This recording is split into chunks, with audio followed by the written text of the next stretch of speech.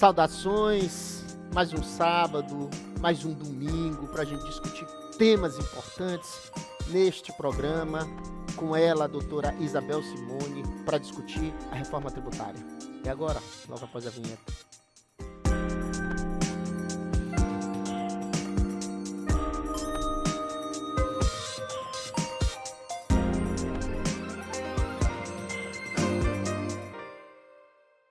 Saudações, que felicidade, temos mais um sábado de diálogo importante, discutindo temas fundamentais, em especial, hoje iremos discutir a reforma tributária, algumas perspectivas sobre o direito tributário comigo, a doutora Isabel Simone, tributarista. Que satisfação, doutora.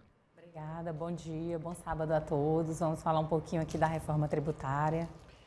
Doutora Isabel, me permita lhe chamar assim, se possível. O tema da reforma tributária, ele causa controvérsias.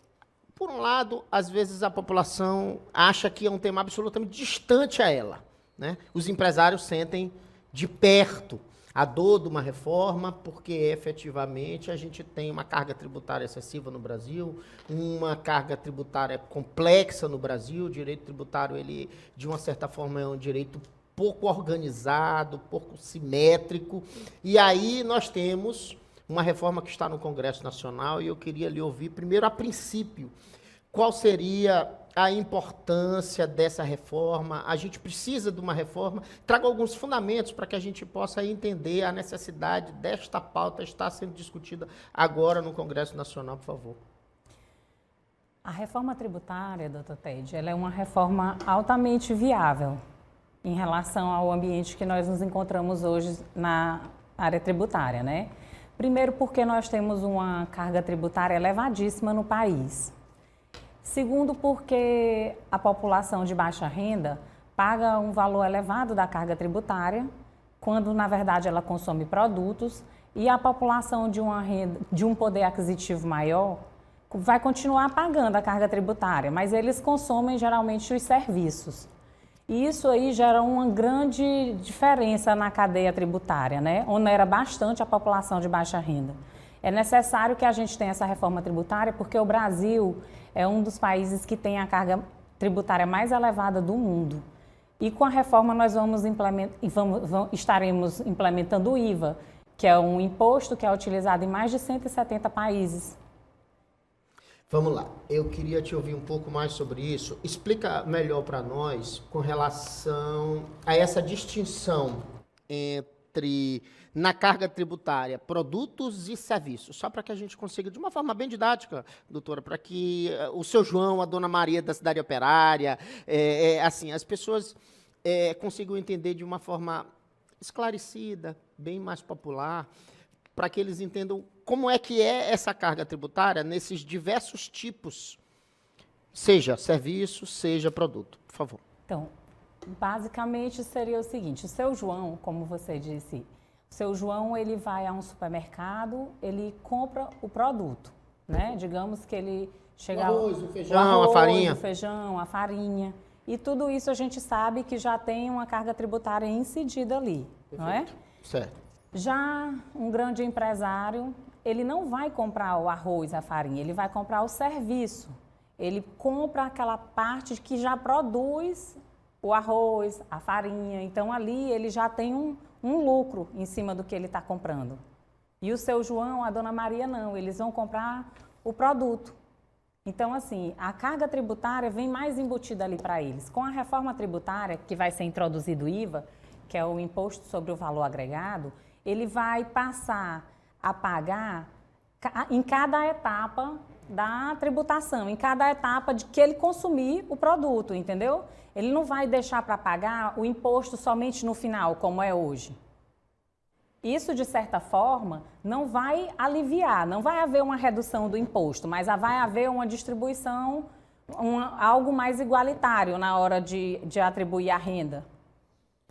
Certo, vamos lá. Então, a reforma tributária, no seu ponto de vista, analisando esse texto, a senhora está analisando o texto que está lá no Congresso, né? No seu ponto de vista, ele trará, então, o que a senhora chamou de igualdade social. Não vai trazer, de certa forma, uma igualdade social.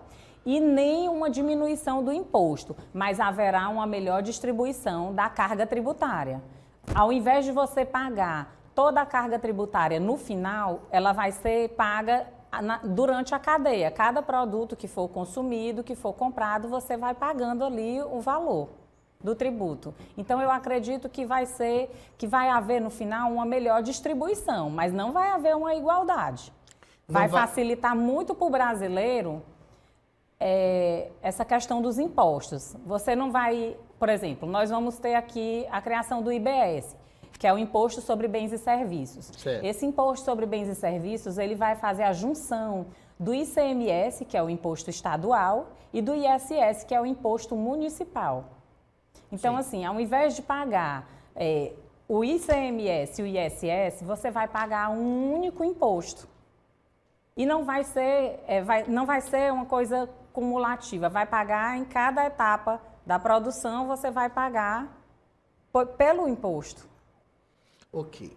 Fale para nós, então, no seu entendimento, qual seria os benefícios dessa reforma para o Estado, já pensando na nossa localidade, do Estado do Maranhão, o Estado do Piauí e etc. Qual seria o benefício para esse ente federado estadual, Estado?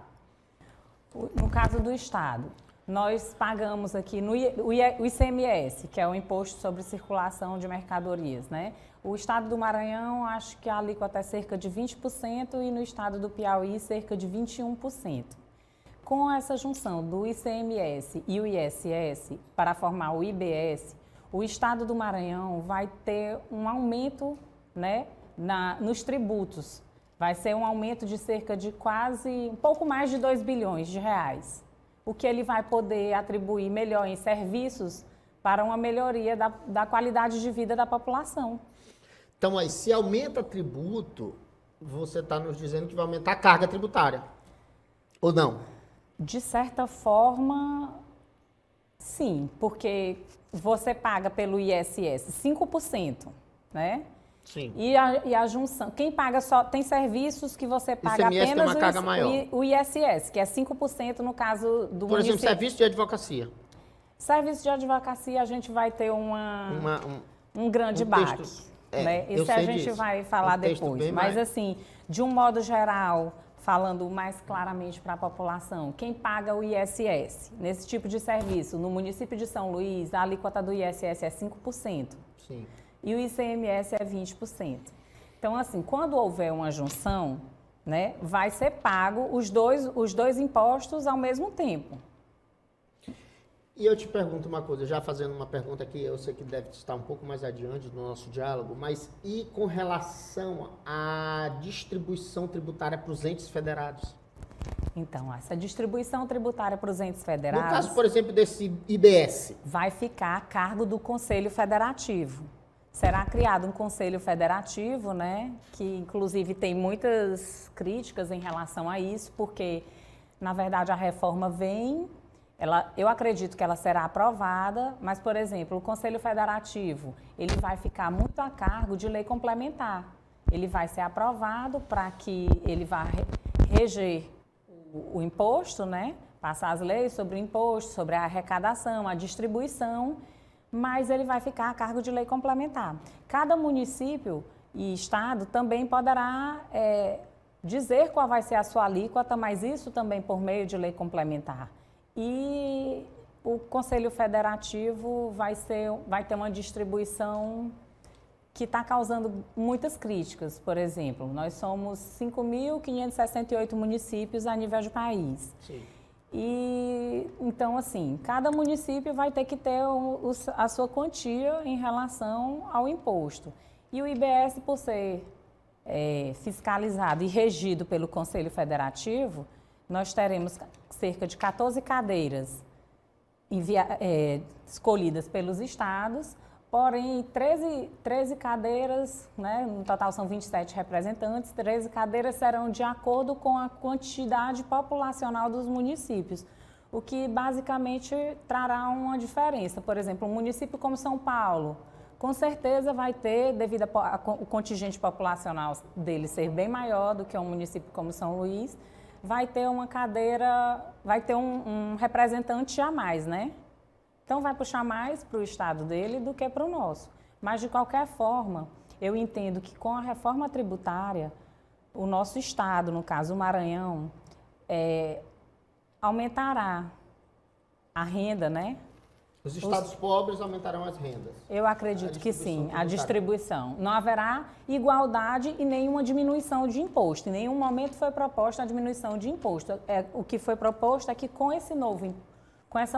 passando a reforma, os novos impostos poderão diminuir um pouco, né?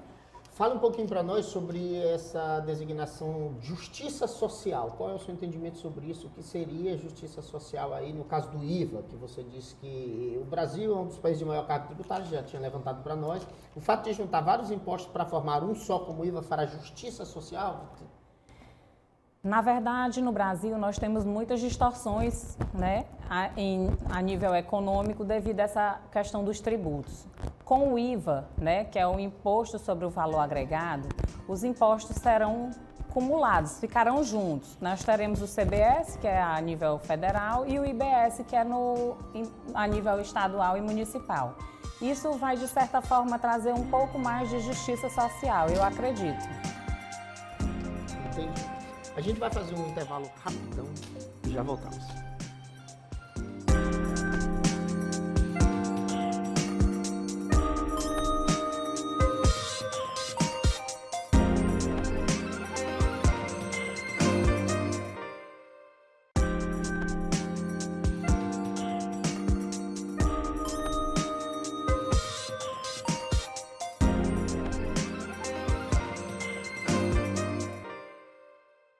Saudações, estamos de volta, bem rápido, para a gente discutir um pouco mais com a doutora Isabel Simone sobre a reforma tributária. Doutora Isabel, a senhora estava no raciocínio sobre a justiça social.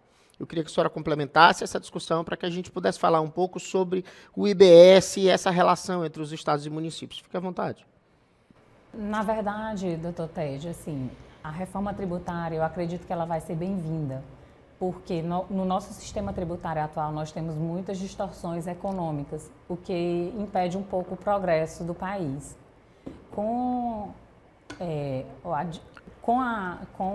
a criação do IVA, né, do Imposto sobre o Valor Agregado, essas distorções irão diminuir e nós teremos um progresso econômico, né, o que vai facilitar muito a vida dos brasileiros. E eu queria que a senhora falasse um pouco mais para nós com relação ao IBS e a sua alíquota. Como seria a sua alíquota do IBS e se os estados e municípios continuariam com a prerrogativa de estabelecer as alíquotas. Então, essa é uma discussão prática que é importante para o sistema tributário. Fale para nós, por favor. Sim.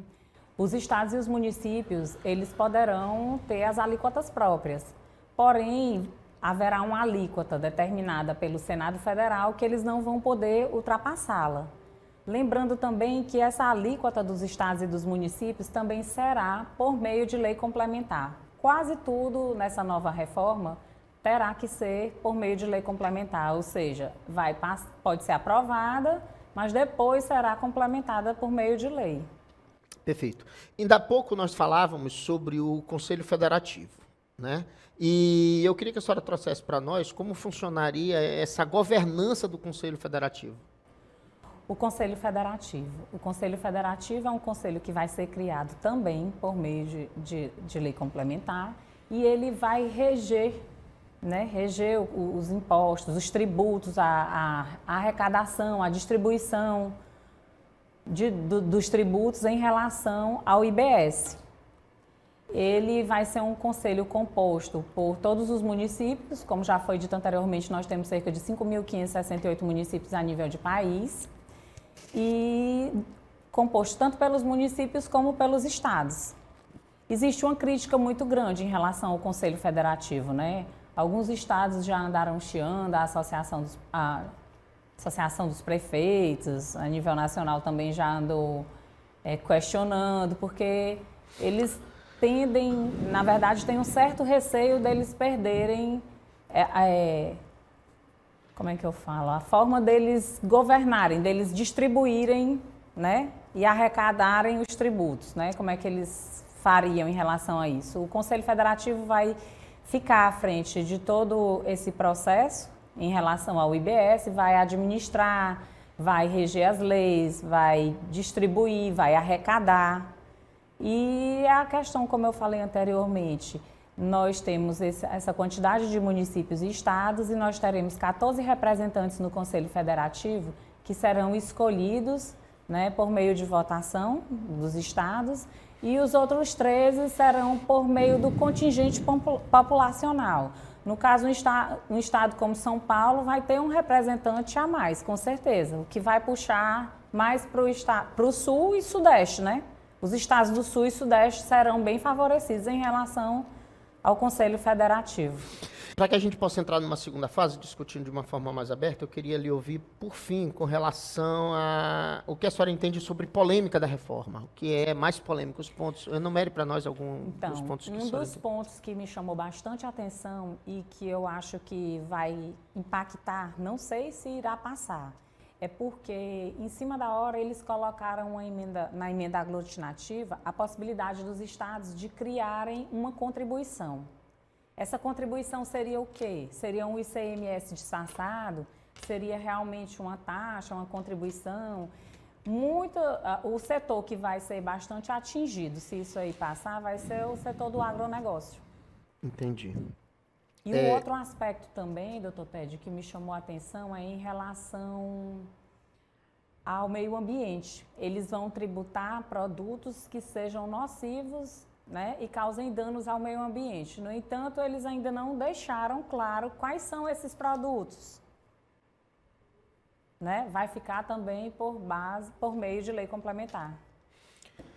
Perfeito. Doutora Isabel Simone, vamos lá. Agora eu queria para a gente fazer um diálogo um pouco mais aberto, para a gente pensar. Eu, como sou constitucionalista de formação, tenho algumas críticas à reforma, e aí eu queria também, né, já lhe ouvi alguma coisa, queria fazer algumas anotações sobre isso. Primeiramente, sobre o Conselho Federativo, é um modelo que, sem sombra de dúvida, sem medo de errar, é um instrumento absolutamente inconstitucional, até porque na repartição tributária, no texto constitucional, o próprio Supremo Tribunal Federal, quando se manifestou sobre isso, ele já disse que ali teríamos cláusulas pétreas, então intocáveis, nessa forma de distribuição tributária. Então, eu entendo que não seria possível essa repactuação tributária, porque tem a ver exatamente com a arrecadação financeira dos entes federados, estados, municípios e União Federal. Então, nesse ponto, a gente teria um desequilíbrio institucional, mas um desequilíbrio com relação a um órgão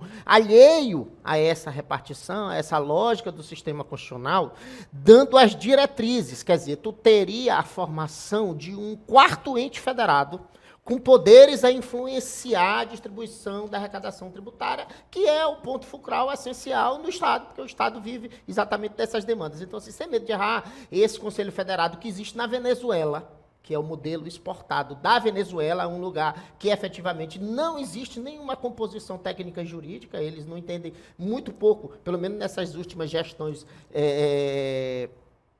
de mundo, entende muito pouco dessa questão tributária trazendo. Eu acho que é verdade que a gente precisa de uma reforma tributária. Não desta reforma tributária, que está absolutamente mal desenhada. Primeiro, por conta da recomposição do imposto, mas eu queria, então, ver a sua contraposição com relação a isso. Assim, que a senhora entende esses argumentos? A senhora acha que são pertinentes? Fique à vontade. Na verdade, eu concordo com boa parte do que você falou. O Conselho Federativo, de certa forma, ele veio como um quarto poder, inclusive vai ferindo de morte o artigo 60 da Constituição Federal, né? A cláusula pétrea, isso. Ele vai ferindo... 60, parágrafo 4º. Isso, ele vai ferindo de morte a nossa Constituição. Porém, eu acredito que o Senado, onde ainda está vai fazer algumas alterações. Perfeito. Né? Para se adequar, de repente, à composição do texto constitucional. Exato, até porque se passar dessa forma, foi o que eu falei anteriormente, vai realmente haver uma certa divergência entre os estados. Alguns vão ser privilegiados em detrimento de outros. Embora a reforma seja bem clara, ela não veio para diminuir os tributos, não vai haver uma diminuição de imposto. Ela veio para, de certa forma, tentar, ela veio de certa forma para tentar fazer uma melhor distribuição dos tributos arrecadados. Essa que é a minha angústia com relação à reforma. A reforma ela não deveria, primeiro, simplificar e diminuir a carga tributária? Quer dizer, eles apresentaram, eu vi os argumentos do Congresso no sentido de que não haveria diminuição da carga tributária, pelo contrário, haverá possivelmente aumento da carga tributária, e é exatamente sobre isso que eu quero falar, antes que a gente acabe nosso tempo, sobre a questão do advogado, porque a gente aqui é um programa, de uma certa forma a gente fala para a população, mas a gente tem um público especial, que é o público jurídico.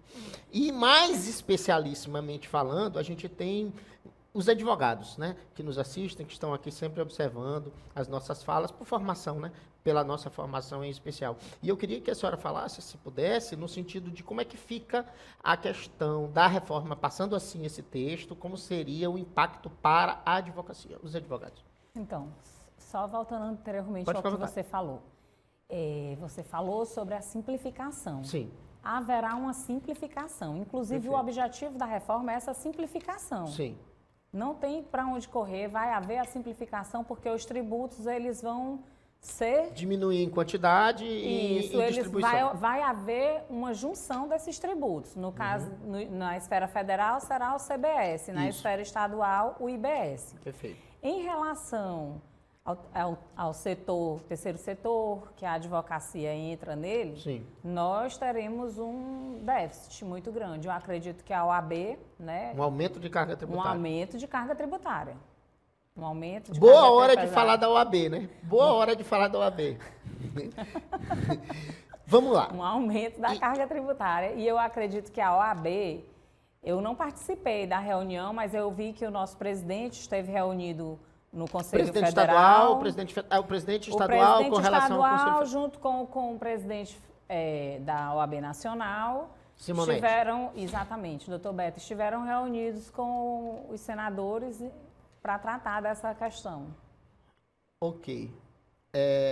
Eu tenho ressalvas com relação a isso. Assim, muito me preocupa, e aí a fala é minha, com relação a essa falta de debates, principalmente no meio jurídico da advocacia, sobre esses impactos. Assim, eu percebo que nós, advogados, salvo algumas exceções, eu vi que a senhora fez a Comissão de Direito Tributário fez uma discussão sobre a reforma, nós também fizemos aqui no programa Saudações, já trouxemos algumas vezes, mas eu acho que a gente precisa ampliar mais o debate, ainda assim. Doutor Ted, a Comissão de Direito Tributário, da qual eu sou vice-presidente, ela tem reuniões mensais. Legal. Nessas reuniões, nós procuramos debater bastante sobre a reforma tributária.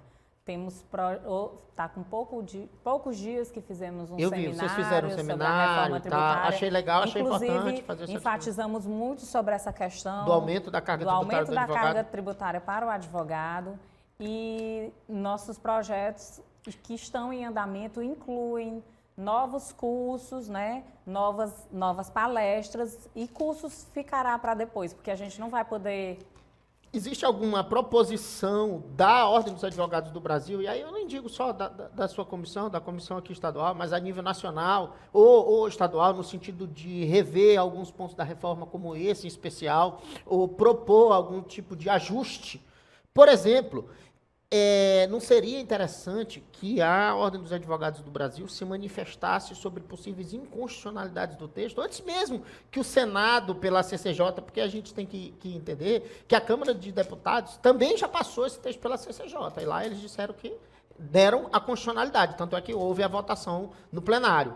E aí o Senado, esperar que o Senado se manifeste, se nós somos os ferreiros, né, a Ordem dos Advogados do Brasil, nós somos os ferreiros, não seria interessante que saísse daqui, que partisse daqui uma discussão sobre a reforma tributária mais aprofundada, analisando pontos que talvez não sejam favoráveis, nesse caso com relação ao advogado, em especial, puxando mesmo a sardinha para nós advogados, porque essa é a função institucional da instituição, e também discutindo questões de constitucionalidade. E aí eu te pergunto, tem algum movimento nesse sentido de elaboração de um texto? Porque assim, Simonetti lá conversar com o Senado, qual é a resolutividade disso? Houve alguma proposição, algum texto? Ele faz parte de alguma membro participativo da comissão? Quer dizer, esse tipo de informação, na verdade, eu estou lhe fazendo uma pergunta para saber se a gente tem como esclarecer os advogados. Realmente existe um movimento da OAB em relação a isso, mas eu não vou me aprofundar nesse aspecto porque eu não fiz parte. Certo. Entendeu?